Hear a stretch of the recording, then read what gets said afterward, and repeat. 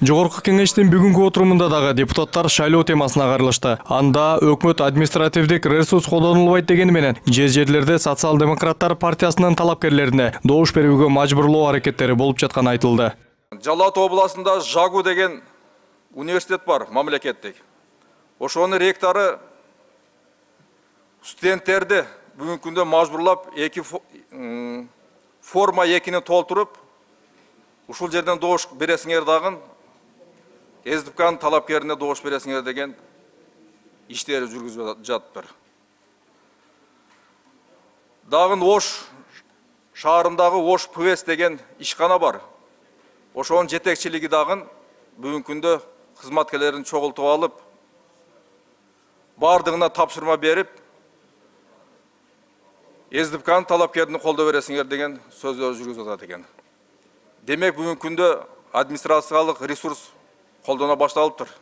Ошондой эле депутат оппозициячыл талапкерлердин үгүт жарнактарын илинип турган жеринен алып салган учурлар көп каталып жатканын кошумчалады. Жамалдиновдун айтымында Жалал Абад областынын Кара Дарыя айылы жана Кара Көл шаарында эркин талапкерлерге ачык эле буттоосуулар болуп жатат. Бул маалыматты парламенттеги Республика Ата журт фракциясынын депутаттары дагы толукташты. Жергиликтүү жерлерде бир ишкерлер пайда болуптур азырчы. Алар өздөрүнчө эле бүт иштерди кылып эле, лампочкаларды коюп эле, дагы башка бир социалдык иштерди кылып атат. Мен сурайт элем, ким алар? Кыргызстандын жараныбы, Өзбекстандын жараныбы? Анын максаты эмне?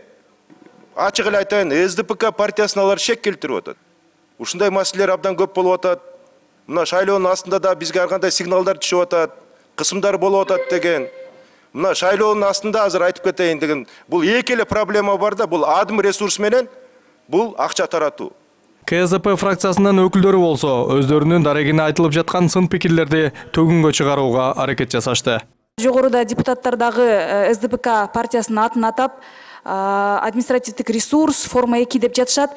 Урматтуу депутаттар, ошол трибунада сүйлөп жатканда фактыларды келтирсеңиздер, себеби дегенде абдан бул олуттуу маселе. Социал-демократтардын өкүлдөрүнүн бул сөзүнө дароо жооп айтылды. Жогорку кеңештин төрагасынын орун басары Алтынай Өмүрбекова айрым окуу жайларда студенттерди коркутуп, ачык эле кайсы бир талапкерге добуш бердирүү аракеттери жүрүп жатканын, мунун баары видео тасмага тартылганын билдирди.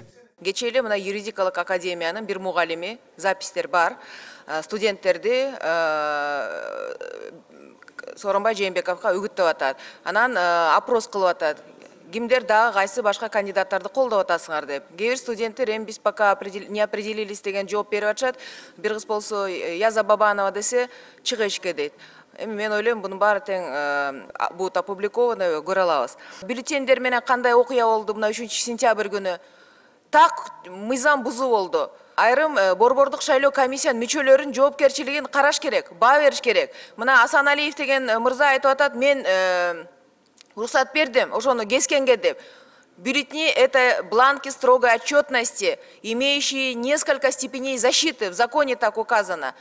Эмне үчүн бир киши болсо өзүнүн буйругу менен кесе бергиле деп, бул эмне жөн эле кагазбы?